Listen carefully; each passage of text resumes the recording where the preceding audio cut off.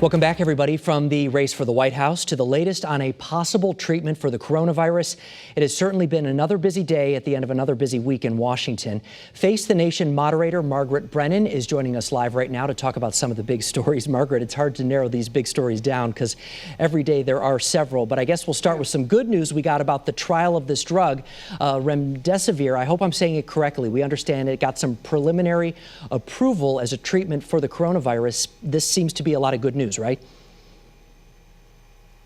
It is good news in an area where we really just haven't had any, so it's getting a lot of attention. You said it right, it's remdesivir. It's produced by Gilead. Their CEO will be joining me on Face the Nation Sunday to talk about what this means. What we heard this afternoon from the White House is that they are expediting the approval to use the drug on patients right now. It's an emergency use authorization. That means they kind of fast-tracked it. It didn't go through the regular vetting that a drug normally would to see if there are side effects that could be harmful. Instead, this is because of the emergency at hand with the virus. They want to get it to market. What it does is it's used on patients intravenously, and it reduces the amount of recovery time by about 4 days, according to a study conducted by the National Institutes of Health. Dr. Fauci talked about it as a great starting point.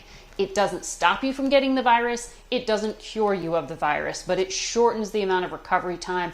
That's important when it comes to lifting the burden off of overburdened healthcare workers and hospitals right now. So we'll talk about that and the implications on Face the Nation Sunday. Well, I think you're exactly right. I think any good news that we could get right now can certainly help lift anybody's spirits, because it just seems like it's been weeks of bad. And I think a lot of people feel like we're finally maybe turning a corner here a little bit.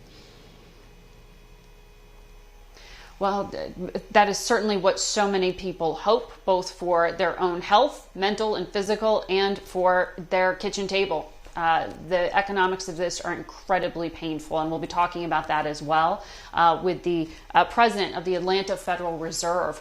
The Fed took some extraordinary actions this week. Their chairman saying basically there has never been a U.S. economy that looks this bad, but they are going to take every kind of emergency action they can basically dream up.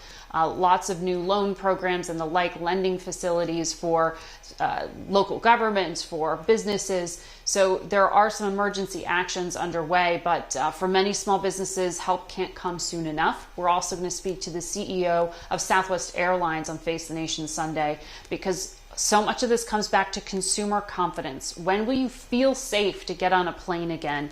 And will you actually be safe when you go there and buy that ticket and fly to a destination? We'll talk through all of that. Okay. Margaret Brennan, thank you so much for joining us again on this Friday afternoon. We appreciate it. Great.